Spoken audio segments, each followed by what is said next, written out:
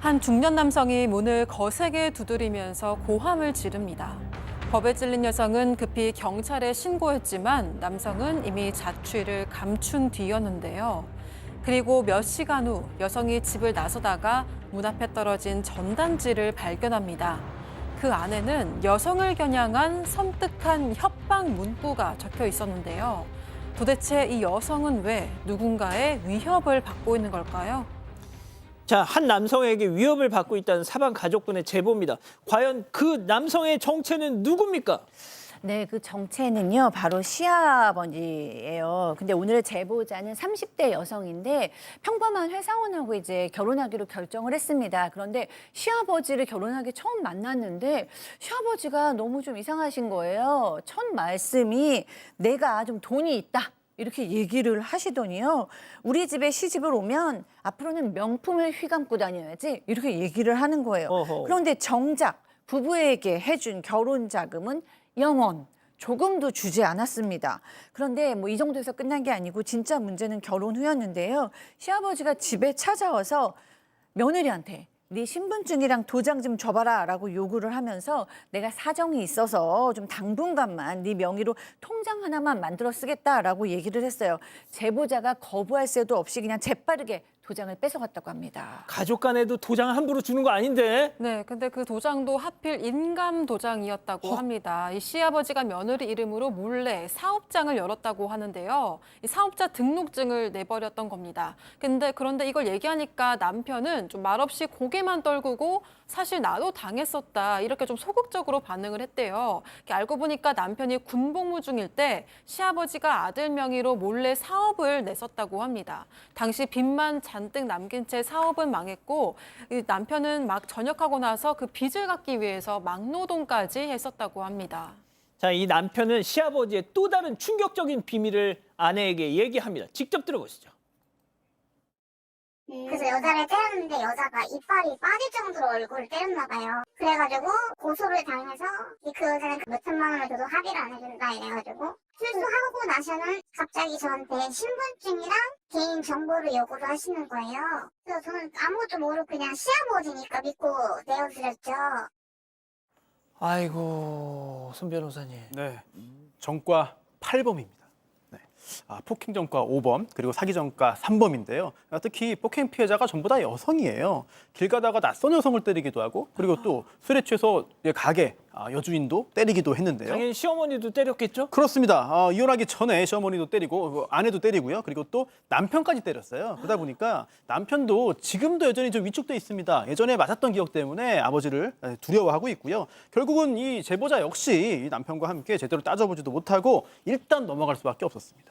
박 변호사님, 예. 다른 거 다 차치하고 사업자 등록 그거. 문제죠. 실제로 지금 제보자 하나뿐이 외동딸이 있었는데 조금 장애가 있었다 해요. 그 장애 때문에 국가로부터 지원금을 받았고 있었는데 시아버지가 이렇게 사업자 등록을 해버렸기 때문에 그 지원금을 못 받는 상황이 돼버렸어요. 급기야는 남편도 실직을 해가지고 무직 상태가 돼버렸고요. 사고를 쳐가 해고를 당했습니다. 그러다 보니까 이제 돈 나올 데가 없어서 결국은 시아버지한테 아니 폐업 좀 해주시던가 맞아. 아니면 금전적으로 좀 도와달라라고 울면서 부탁을 했다고 해요. 예. 그럼에도 불구하고 무시를 했어요. 결국은 딸의 치료비가 너무 없어서 그쵸. 큰 마음 먹고 제보자는 시아버지가 등록했던 그 사업자를 직접 스스로 폐업체를 해버렸습니다. 자, 진짜 사건은 지금부터 시작입니다. 들어보시죠. 저희 집에 문을 쾅쾅쾅쾅쾅 하고 두드리시는 거예요. 그래서 슬쩍 봤더니 아버님이신 거예요. 그래서 저희가 끝까지 문을 안 열어주고 집에 엄숙을 했거든요. 그랬더니 쪽지 한 장을 남기시고 가셨는데 쪽지에 전화 받아라 이전에 이렇게 쓰고 가셨더라고요. 그래서 지금 우울증에 불면증에 불안장애 공황장애 약을 먹고 있어요. 아우, 저런 사람을 아버님이라고 부르는 이 며느님이 너무 착해. 네, 이 폐업 처리 이틀 뒤에 새벽 4시에 이 시아버지가 찾아와서는요, 문을 거세게 두드리고, 막 문을 세게 두드리고, 막 고함을 지르면서 난동을 피웠다고 합니다. 게다가 이 집 문 앞에 웬 전단지 하나가 떨어져 있었는데요. 그 전단지 속에는 이 시아버지가 써놓은 그 글이 있었는데 상당히 충격적이었습니다. 어떤? 뭐 전화 받아라, 죽기 싫으면 이런 내용이었는데요. 이 시아버지는 제보자의 친정 엄마한테까지 연락을 해서 며느리한테 당장 내 전화 받으라고 전해라 이런 이야기까지 했었다고 합니다. 아니, 남편 어디 갔어 도대체? 네, 그냥 방관을 한 건데요. 남편이 제보자에게 뭐 그냥 무시해라 이렇게 한마디 한 게 전부였다고 합니다. 아이고. 그러다가 이 며느리가 딸 병원 치료 때문에 집을 나왔다가 시아버지랑 현관 앞에서 딱 마주친 거예요. 그때 시아버지가 또 한 말이 예. 이 자리에서 그냥 끝장 볼래? 아니면 원상복구할래? 이렇게 이야기를 하니까 결국은 무서워서 폐업을 취소하고 원래대로 돌릴 수밖에 없었습니다. 그리고 그날 이후에 더 추가적인 협박을 하는데요. 아예 며느리 명의로 납부해야 될 세금 이것도 안 내면서 신고해봤자 난 도망가면 끝이다. 세금은 네가 내라. 이렇게 놀리듯이 이야기를 하고 있는데요. 그런데 여기에서 남편이 사태를 해결하기는커녕 회피합니다. 그냥 아버지 얘기는 하지 말자. 이런 태도를 보이기 때문에 제보자는 더 화가 날 수밖에 없죠. 아니 박 변호사님, 예. 며느리 사랑, 시아버지 사랑까지는 아니어도 이거 진짜 사람 잡겠어 지금. 골탕 먹이는 거고 아주 어려운 속에 빠뜨리는 결과가 되는 거거든요. 이 명의를 이제 가져간 부분 사실은 그렇게 명의를 함부로 줘서도 안 되고 명의를 가져갔을 때 몰래 가져갔을 때 그때 조치를 좀 취했으면 하는 아쉬움은 있습니다. 그러면 뭐 아니, 형사적으로 근데 이렇게까지 할 거라고 모르셨겠죠. 그럼 내 명의인데 근데 이제 형사적으로 그러면 뭐 예컨대 위조라든지 뭐 등등 사기 등등에 할 수도 있는데 그 이후에 또 수락을 또 해버린 결과거든요. 그래서 형사적으로 책임을 묻기는 좀 어려울 것 같고요. 다만 지금 세금이 또 많이 나왔습니다. 세금 부분은 실질 사업하는 사람한테 세금을 좀 부과시키라고 그 과세 당국에 좀 얘기를 하는 게 좀 필요하지 않을까. 또 전문가의 좀 도움을 받으셔야 될 것 같습니다.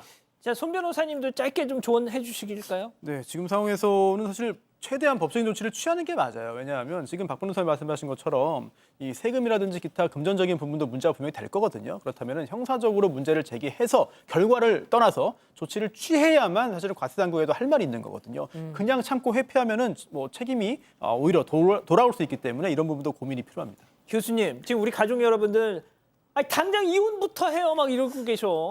네, 그러니까요. 이 아내가, 그러니까 이 남편이 좀 큰 문제죠. 남편이 사실은 어렸을 때부터 폭력 학대를 당한 것 같아요. 그러다 보니까 학습된 무기력 증상을 보이는 것 같고 그래서 회피를 하는 것 같습니다. 뭐 맞은 아이들이 그런 경우가 많아서 뭐 이해가 안 되는 바는 아니지만 현재 이런 심각한 상황에서 그냥 피해, 뭐 모른 척해, 무시해 이렇게 얘기하면 어쩌자는 거예요. 어린 딸도 있고 세금도 나오고 있는데 남편이 아내하고 딸이라도 데리고 도망이라도 가서 이 가정을 지켜야 될 것 같고요. 그것도 안 된다면 진짜 이 아내가 이 남편하고 살기는 어렵지 않은 상황이겠습니까? 예. 자, 백다희 아나운서. 네, 댓글도 한번 보겠습니다. 전혜원님, 시아버님하고 연 끊으시고 남편이랑 이혼하시는 게 낫겠어요. 정말 무책임합니다라고 하셨고요. 허브나라님, 남편이 연 못 끊어서 부인도 아이도 무슨 꼴인가요?라고 하셨습니다. 윤검님도 정말 못된 어른입니다. 며느리분 강하게 나가세요라고 하셨습니다. 예.